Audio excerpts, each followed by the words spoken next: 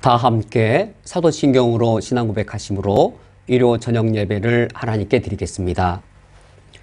전능하사 천지를 만드신 하나님 아버지를 내가 믿사오며 그 외아들 우리 주 예수 그리스도를 믿사오니 이는 성령으로 잉태하사 동정녀 마리에게 나시고 본디오 빌라도에게 고난을 받으사 십자가에 못 박혀 죽으시고 장사한 지 사흘 만에 죽은 자 가운데에서 다시 살아나시며 하늘에 오르사 전능하신 하나님 우편에 앉아 계시다가 저리로서 산자와 죽은 자를 심판하러 오시리라. 성령을 믿사오며 거룩한 공회와 성도가 서로 교통하는 것과 죄를 사하여 주시는 것과 몸이 다시 사는 것과 영원히 사는 것을 믿사옵나이다. 아멘. 하늘과 땅을 창조하신 주께서 예수 그리스도의 십자가로 나를 구원하여셨사오니 주님은 나의 왕이시며 주님은 나의 영원한 통치자이십니다. 저희들이 이 시간 주님 앞에 백성으로 무릎 꿇고 주님을 찬양하며 경배하오니 우리의 예배를 받아주시옵소서. 예수 그리스도의 이름으로 기도합니다. 아멘. 다 함께 찬송가 64장 기뻐하며 경배하세 찬양하겠습니다.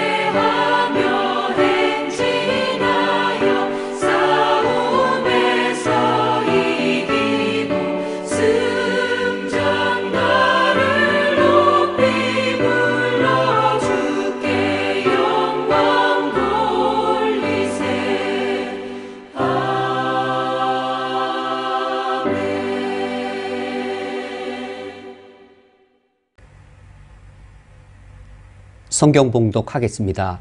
오늘 성경 말씀은 구약성경 창세기 4장 16절부터 22절까지의 말씀입니다.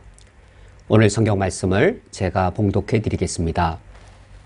가인이 여호와 앞을 떠나서 에덴 동쪽 롯 땅에 거주하더니 아내와 동침함에 그가 임신하여 에녹을 낳은지라. 가인이 성을 쌓고 그의 아들의 이름으로 성을 이름하여 에녹이라 하니라. 에녹이 이랏을 낳고 이랏은 무야일을 낳고 무야일은 무드사엘을 낳고 무드사엘은 라멕을 낳았더라. 라멕이 두 아내를 맞이하였으니 하나의 이름은 아다요 하나의 이름은 실라였더라.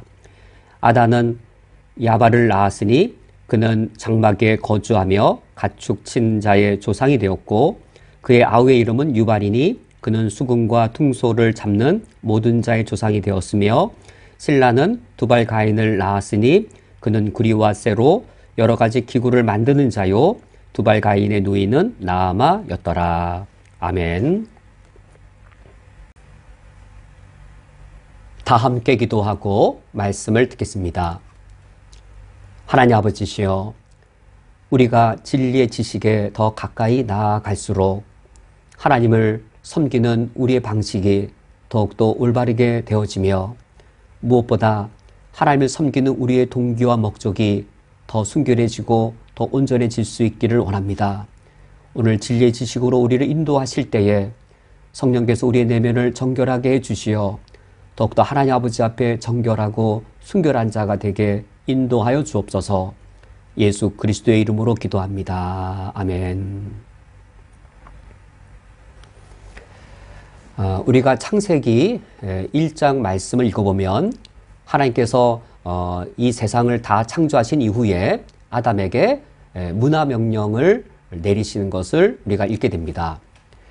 바로 창세기 1장 28절의 말씀인데 우리는 창세기 1장 28절을 흔히 이제 문화명령이라고 읽었습니다. 이 문화명령을 우리에게 주신 것이 이 부담감, 어떤 무거운 사명, 그것을 주신 것일까? 창세기 1장 28절 하나님께서 문화명령을 주시면서 먼저 이런 말씀부터 하십니다. 28절 상반절에 하나님이 그들에게 복을 주시며 그들에게 이르시되 라고 하셔서 문화명령을 주시는 것이 복을 주시는 것, 이 두 가지가 같은 것이죠. 하나님께서 창조주로서 우리 인간에게 복을 내려주십니다. 우리 인간이 이 문화명령을 충실히 감당할수록 충실히 감당한 것만큼 창조주의 축복을 더 많이 누리는 것이죠. 그 문화명령의 내용은 땅에 충만하라, 땅을 정복하라, 바다의 물고기, 하늘의 새, 땅에 움직이는 모든 생물을 다스리라 라는 이런 명령들인데 우리 인류가 이 문화명령을 충실히 감당할수록 나와 우리 가정이 또 우리 공동체와 우리 사회 그리고 우리 인류가 창조주의 축복을 더 많이 누릴 수 있게 됩니다.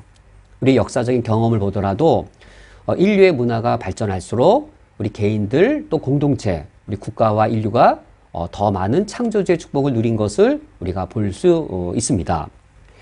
그러면 먼저 우리가 오늘 서론에서 질문할 바는 이겁니다.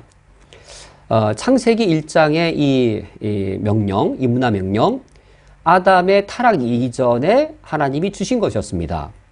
그렇다면 창세기 3장 이후, 아담의 타락 이후에도 이 문화명령은 여전히 유효하겠는가 또는 인간의 타락과 함께 폐지되었을까입니다.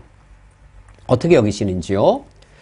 문화명령이란 우리에게 무거운 사명을 내리셨다라기보다도 우리 인간이 하나님의 창조 세계에 살아가면서 창조주가 우리에게 주신 복을 누리는 방편으로 복을 누릴 수 있도록 우리에게 명령하신 것인데 우리 모든 인류가 타락 이후에도 하나님의 창조 세계를 살아가고 있습니다.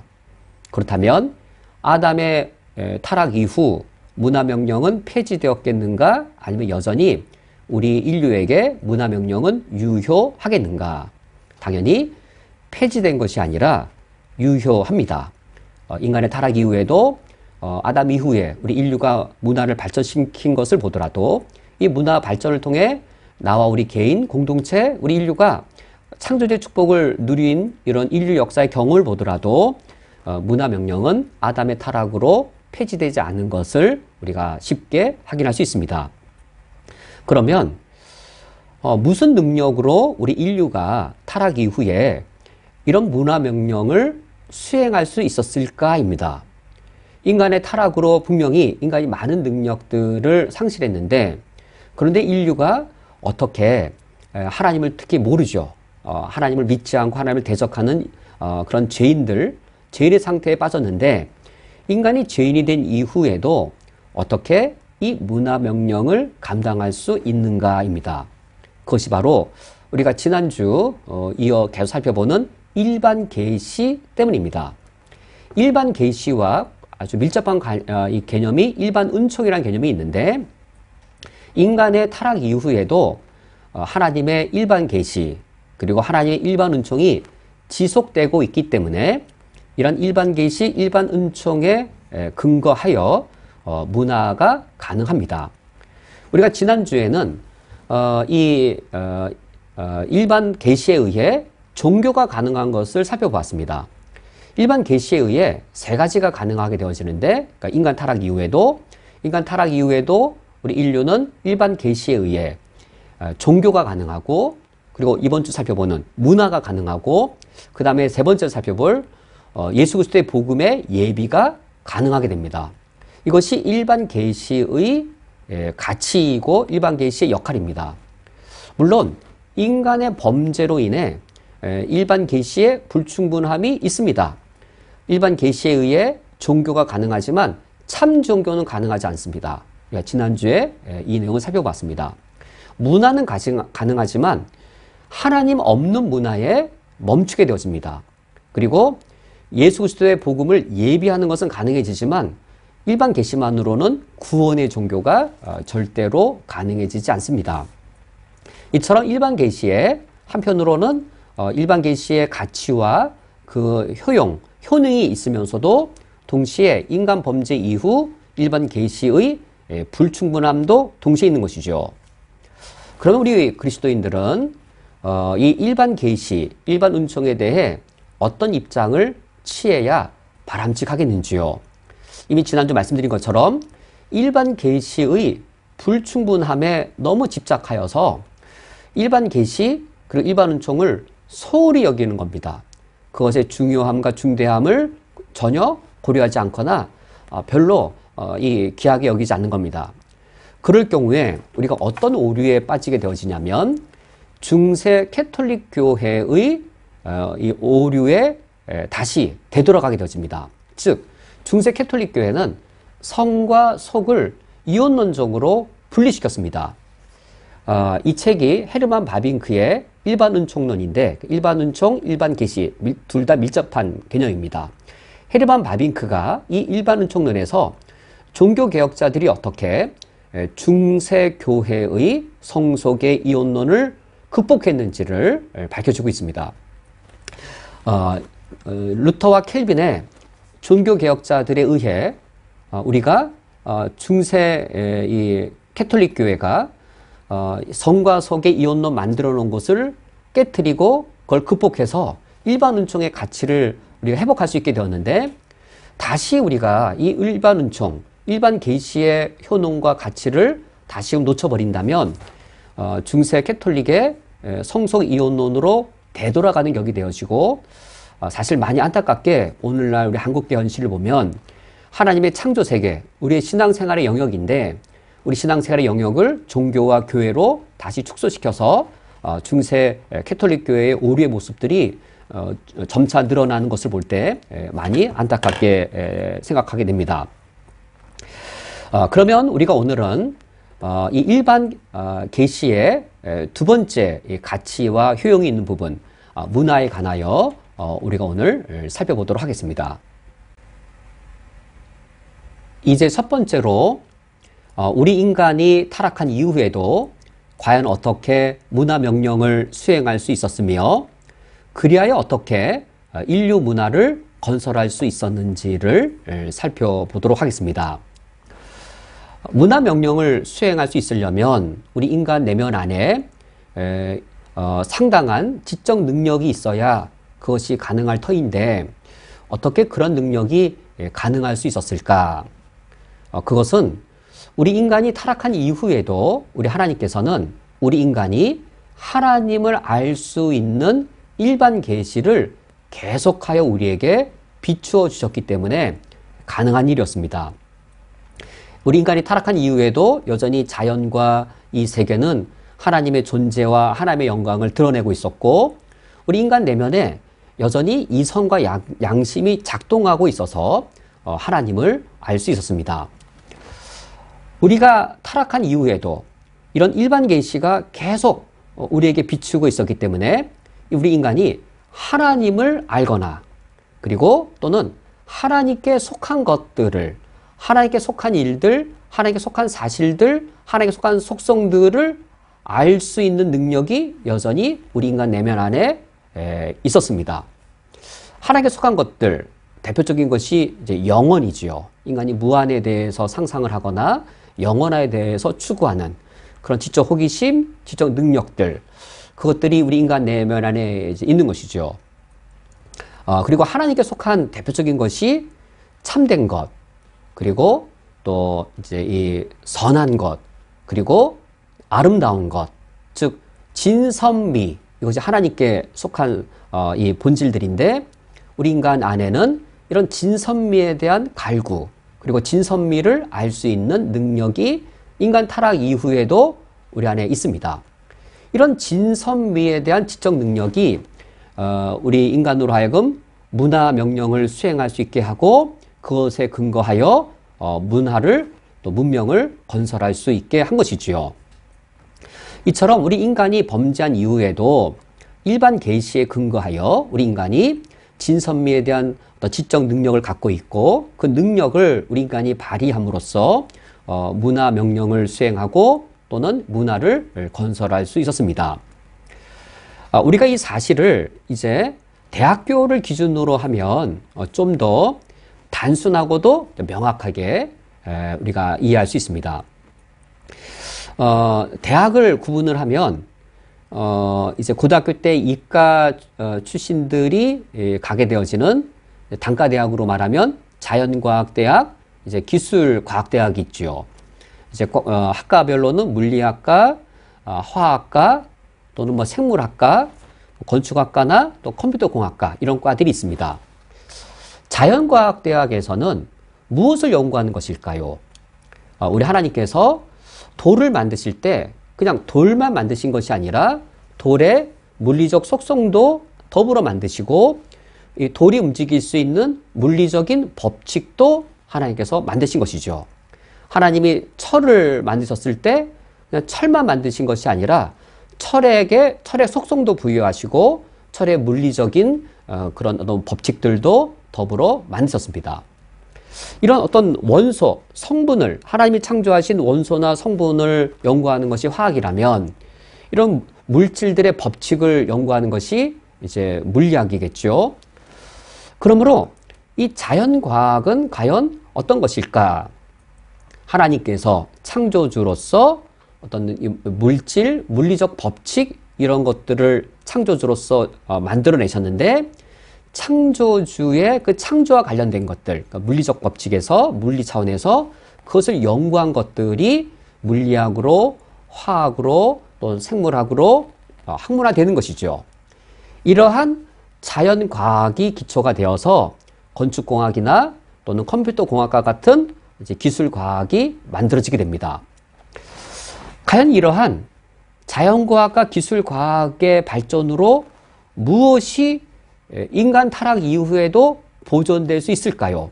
하나님께서 일반 계시를 통해 일반 은총이 계속 지속되게 하시는데, 지금 이런 자연과학과 기술과학의 연구를 통하여서 인간 타락 이후에도 무엇이 계속 보존되고 발전될 수 있겠는지요? 물리학, 화학, 생물학, 또 건축공학, 컴퓨터공학과 같은 것을 통하여서 하나님의 창조 세계가 보존되고 발전될 수 있습니다. 물리학을 연구하고 또 화학을 연구하고 또 그런 순수과학을 기초하여 기술 문명을 발전시키므로 하나님이 창조한 세계가 보존되고 발전될 수 있는 것이죠. 그렇다면 이제 우리가 저와 같은 문과 출신들이 이제 주로 진학하는 인문과학대학이나 사회과학대학, 이러한 이 문과 계통에서는 무엇을 공부하는가? 하나님 우리 인간에게 이성과 양심을 주셔서 인문과학과 사회과학을 할 수 있게 하셨는데, 우리 인간에게는 무엇이 진리이고 무엇이 선한 것이고 무엇이 아름다운 것인가, 이것을 계속 추상적으로 생각하고 그것을 추구하고자 합니다. 철학이라는 학문이 만들어지고, 특히 선이 무엇인가를 논할 때 철학 중에 윤리학이 형성되게 됩니다. 이런 윤리학이 단순히 도덕으로 남는 것이 아니라 이 도덕을 어떤 사회 규범으로 할 때에 이제 법학이 되는 것이죠. 인문과학대학의 어떤 철학가가 이제 사회과학대학의 이제 법학가가 될 때에는 이게 다 이렇게 연결되는 것이죠. 그러면 과연 인간이 무엇에 근거하여 이런 윤리학을 발전시키고 법학을 발전시킬까?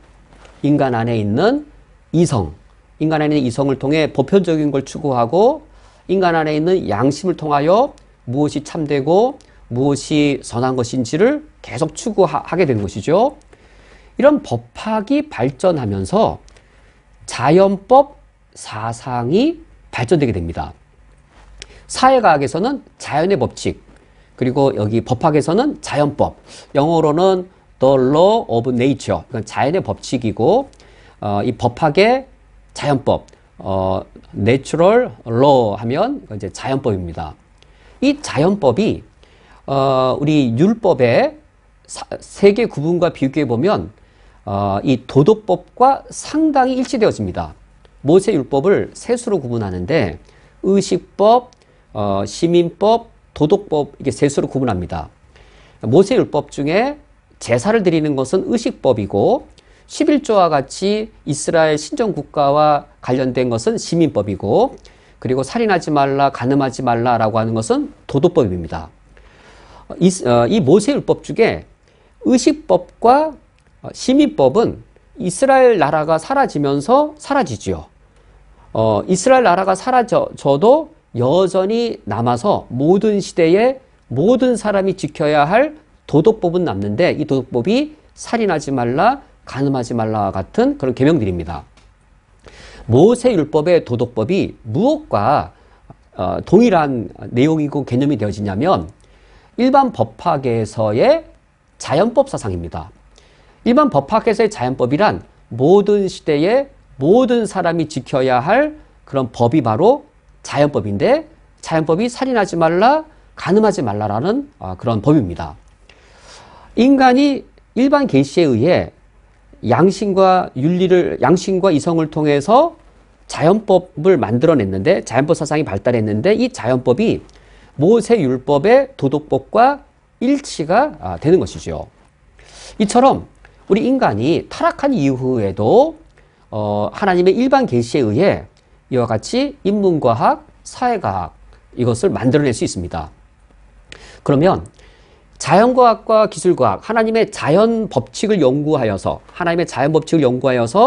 물리적인 창조 세계를 보존하고 발전시키는 그 문화 명령을 감당했다면, 인간의 이성이나 양심, 진선미를 추구한 이것을 통해 인문과학, 사회과학을 통하여서는 무엇이 보존되고 발전될까요?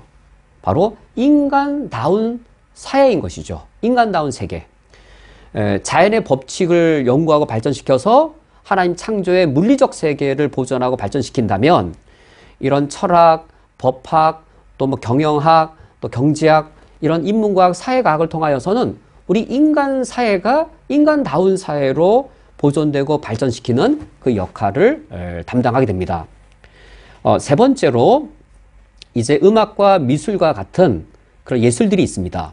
우리 인간에게는 진실되고 그리고 선한 것뿐만 아니라 아름다운 것을 추구하는 그런 미에 대한 욕구와 그리고 미에 대한 능력이 있지요.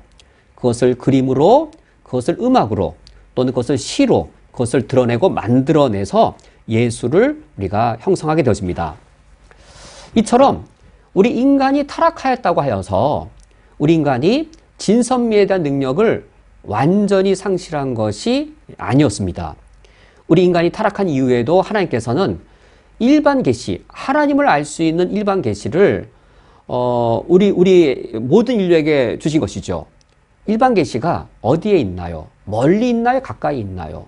일반 계시를 우리가 만나려면 산속에 가서 10년, 20년 돌을 닦아야 만날 수 있나요? 아니면 아침에 눈을 뜨면 눈을 뜨자마자 햇볕이 비치고 숨을 쉬면 곧바로 공기로 호흡할 수 있어서 하나님의 일반 계시는 우리에게 가장 가까이 어디에나 있는 것인지, 하나님을 알 수 있는 일반 계시는 어디 깊은 곳에 비밀리에 있는 것이 아니라 우리 삶의 도처에 널려 있고 가장 가까이 있습니다. 이처럼 하나님을 알 수 있는 이런 일반 계시가 인간 범죄 이후에도 우리에게 계속 지속되기 때문에 우리 인간이 하나님을 배척하는 그 순간에도 하나님께 속한 것들, 진선미에 대한 그런 지식 능력이 여전히 우리에게 있어서 문화 명령의 수행과 또는 문화 건설이 가능할 수 있었습니다. 이제 이어서 살펴볼 것은 이겁니다. 이처럼 인간이 타락한 이후에도 이런 문화 건설이 가능했는데, 이런 문화 건설을 영적으로 평가할 때, 그리고 윤리적으로 평가할 때 어떠한가? 인간이 타락한 이후에 범죄한 상태로서 문화를 건설한 것은 하나님 앞에서 영적으로 판단할 때는 어떠하며, 우리 인간들 간에 윤리적으로 평가할 때는 어떠한가? 우리가 이에 대해 이어서 살펴보도록 하겠습니다. 이제 두 번째로, 우리 인간이 타락한 이후에 하나님을 떠난 상태에서 문명을 건설했을 때 과연 그 문명은 어떠한 성격인가? 이 사실에 대해 살펴보도록 하겠습니다. 인간이 하나님을 떠나 있는 상태에서도 문명을 건설할 수 있습니다. 이와 같이 인간이 하나님을 무시하고 하나님과 무관하게 살면서 문명을 건설한 것을 과연 창세기 1장 28절에 문화 명령을 수행한 것이라고 할 수 있겠는지요? 당연히 그렇다라고 말할 수 없습니다. 그렇다면 인간이 타락한 이후 하나님과 무관하게 살면서, 때로는 하나님을 대적하며 살면서 하나님 없는 그런 삶 속에서 그들이 이룬 그런 문명, 그것은 어떤 성격인가? 바로 이 사실을 창세기 4장 16절부터 24절 이 단락에 가인과 그의 후예가 건설한 이 도시 문명, 에녹성의 문명이 그들 문명의 성격을 잘 보여주고 있습니다. 하나님을 떠난 사람들의 문명, 과연 어떤 성격인가? 우리가 이제 가인과 그의 후예의 삶을 통해 살펴보도록 하겠습니다. 먼저 16절을 보면 가인이 등장하는데, 가인이 여호와 앞을 떠나서라고 진술되어 있습니다. 여기 가인이 여호와 앞을 떠났다란 말은 물리적인 어떤 공간적인 의미가 아닌 것이죠. 가인이 하나님 없는 곳을 찾아간 것이 아니라 그의 내면에 하나님을 인정하지 않는 것, 하나님 없는 삶을 살겠다, 나는 하나님과 무관하게 살겠다, 하나님을 떠나서 살겠다라고 하는 이제 가인의 내면을 말하는 것이죠.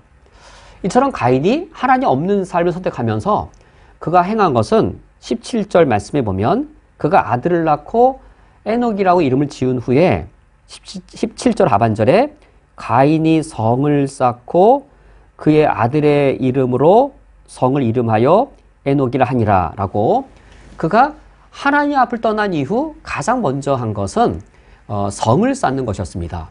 그리고 그의 아들의 이름을 따서 에녹성이라고 이름을 짓습니다.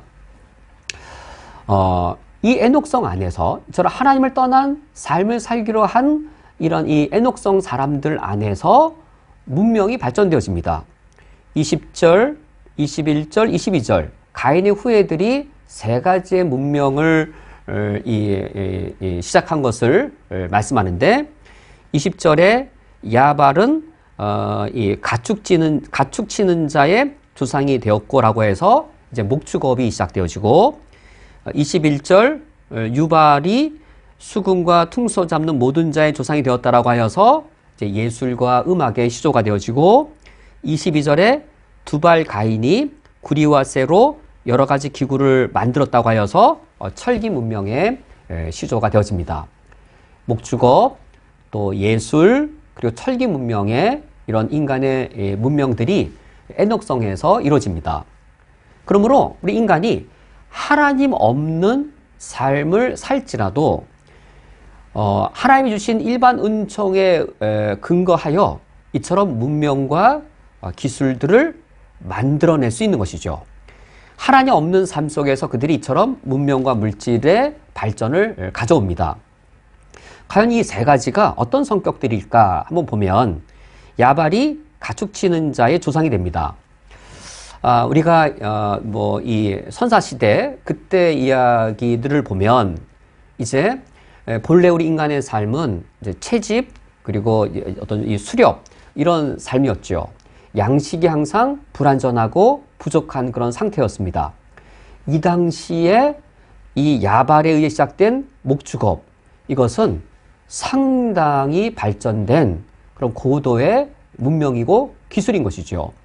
이제는 목축업을 통해서 이제 사냥에 의지할 때는 충분한 고기가 공급되기가 어려웠고 안정적인 고기의 공급이 어려웠는데 그리고 단백질은 상당히 이 채소에 비하여 상당히 귀한 양식이었는데 목축업을 통해 안정적인 먹을거리의 공급과 그리고 풍성한 먹을거리의 공급이 가능하게 되었습니다. 즉 삶의 풍요를 드디어 이룰 수 있게 된 것이죠. 그렇다면 21절의 유발, 수금과 퉁소 잡는 모든 자의 조상이 된 이런 이 음악과 예술 이것은 과연 에녹성 사람들의 무엇을 책임져 주었을까요? 목축업이 삶의 풍요, 삶의 물질적인 풍요를 채워주었다면 이젠 사람이 물질의 풍요만으로는 살 수 없죠. 삶의 재미가 있어야 즐겁게 살아갈 수 있을 겁니다. 이러한 수금과 퉁소는 물질의 풍요를 누리면서 삶의 재미까지 누릴 수 있도록 이런 음악과 예술이 그 역할을 담당해 주었을 겁니다. 세 번째 이 두발 가인의 이런 철기 문명은 그 에녹성에 무엇을 책임져 줬을까요? 삶의 물질적인 풍요, 삶의 또 풍성한 재미, 춤추고 노래하는 삶의 풍성한 재미, 이것을 지켜주는 삶의 풍요와 재미를 지켜주는 삶의 안전, 그것이 바로 철기 문명으로 가능하게 되었습니다. 가인성에 가서 보면 삶의 물질적인 풍요, 그리고 항상 음악이 들리는 그런 이 어떤 시끌벅적하고 그러한 삶의 재미가 넘치고 그리고 그것을 안전하게 지켜주는 삶의 이 안전을 지켜주는 그 철기 문명, 이것이 이 세 가지가 에녹성 안에 있었습니다. 하나님을 떠난 에녹성의 이런 문명들, 그 본질이 무엇인지요? 삶의 풍요, 삶의 재미, 삶의 안전, 누구의 역할인가요? 이것은 바로 하나님의 역할입니다. 우리 그리스도인들은 그렇게 고백합니다. 우리 그리스도인들은 내 삶의 풍요, 하나님 없으면 우리 모든 걸 다 잃어버린 것이죠. 내 삶의 재미, 하나님 없이 우리가 무슨 재미로 살아갑니까? 내 삶의 안전, 하나님이 지켜주지 아니하시면 돈이 있든 힘이 있든 내 생명을 누가 지켜주나요? 삶의 풍요와 삶의 재미와 삶의 안전은 하나님께서 지켜주시는 겁니다. 그런데 에녹성 사람들의 이 문명은 하나님의 역할을 하는 것이었습니다. 왜냐하면 이미 우리가 16절, 17절에 살펴본 것처럼 가인이 여호와 앞을 떠나 나가 왜 에녹 성을 쌓았겠는지요. 고대 시대의 성이란 자기 생명을 자기 힘으로 지키기 위한 것이었습니다. 성을 쌓는 것이란 내 생명과 내 안전을 지키기 위해 성을 쌓는 것이죠. 가인의 여호와 앞을 떠나 나간 삶, 하나님과 무관한 삶, 그것은 내가 스스로 나의 하나님이 되겠다. 내 생명, 내 안전, 내 힘으로 지키겠다. 하나님 역할을 스스로 하겠다라고 하였고, 하나님의 역할을 스스로 하려고 하다 보니 인간이 그의 능력을 가지고 하나님 역할을 하기 위해 삶의 풍요를, 삶의 재미를, 삶의 안전을 지켜내기 위해 이런 도시 문명들을 만들어낸 것이었습니다. 그러므로 이 하나님을 떠나서도 우리 인간이 이와 같이 문명을 건설해낼 수 있습니다. 이런 에녹성의 문명을 하나님 앞에서 영적으로 평가하면 이 문명의 성격은 어떠한지요? 이 문명은 하나님과 무관하고 하나님을 대적하는 문명인 것을 알 수 있습니다. 하나님의 자리에 인간을 두고 그 인간이 하나님 역할을 스스로 하는 그런 물질 문명인 것을 우리가 알 수 있습니다. 우리가 세상을 정의 내릴 때 이 에녹성이 이제 세상의 표준이죠. 하나님 자리에 인간을 두고 인간이 중심이 되어서 인간이 다스리는 그 영역을 세상이라고 표현하는데, 이런 이 인간이 타락한 이후에 인간이 하나님을 떠날 때 이런 세속적인 세속의 문명을 만들어낼 뿐입니다. 이렇게 하나님 앞에서 영적으로 하나님께 교만하고 하나님을 대적하는 이 문명은, 그럼 두 번째로 윤리적으로는 어떠할까요? 하나님을 떠났을 때 인간 간의 관계에 있어서 윤리적으로는 이 문명의 성격이 어떠한가요? 이 윤리적인 성격을 우리가 오늘 읽지 아니한 23절, 24절에 람에게 노래를 통하여 알 수 있습니다. 영적인 성격만 그릇된 것이 아니라 이 도시 문명의, 하나님을 떠난 자들의 도시 문명의 윤리적 성격도 알 수 있는데, 이 라멕이 이렇게 노래합니다. 23절에 라멕이 아내들에게 이르되 아다와 실라여. 이 라멕의 아들 중에 누가 있었냐면 유발이 있었는데, 라멕의 아들 유발이 수금과 퉁소를 만들었지요. 아마 자기 아들 유발이 만든 이 수금과 퉁소를 아마 이 라멕이 튕기면서 아들이 만들어진 악기에 음을 맞추어 노래를 부르든지, 아니면 이 라멕이 노래 부를 때 유발이 반주를 해주든지 했겠죠. 그 노래는 상당히 하나님의 창조의 아름다움으로부터 멀어지고 하나님 창조의 정상적인 것을 파괴시킨 것, 오히려 그것을 노래로 만들고 예술로 만들어서 자랑하고 미화하는 것이었습니다. 그의 노래 내용을 보기 이렇습니다. 아다와 실라여 내 목소리를 들으라 람에게 아내들이여 라고 불러서, 하나님께서 본래 가정을 일부일처제로 창조하셨으나 라멕을 통해 볼 때 힘이 있고 돈이 있는 그는 일부일처제를 깨트리고 자기가 돈이 되는 대로, 자기 능력이 있는 대로 여러 여인들을 취한 타락한 모습을 볼 수 있습니다. 뿐만 아니라 그가 자기 여자들에게 이렇게 자랑합니다. 나의 상처로 말미암아 내가 사람을 죽였고 나의 상함으로 말미암아 소년을 죽였도다 라고 하여서, 그가 자기 노래를 통하여서 무엇을 아름답게 미화하고 자랑하고 있냐면 그의 폭력성입니다.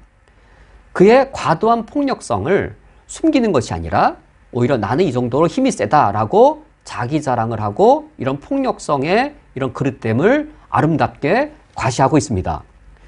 또한 여기에 지독한 자기 중심적인 것을 볼 수 있습니다. 나란 말이 두 번 반복되지요. 나의 상처로 말미암아 내가 사람을 죽였고 나의 상함으로 말미암아 소년을 죽였도다. 지독한 자기 중심이어서 나의 상처, 나의 상함, 자기를 조금만 건드려도 나는 힘이 세기 때문에 그 대가로 사람을 죽이고 소년을 죽인다라고 지독한 자기 중심적인 모습을 볼 수 있습니다.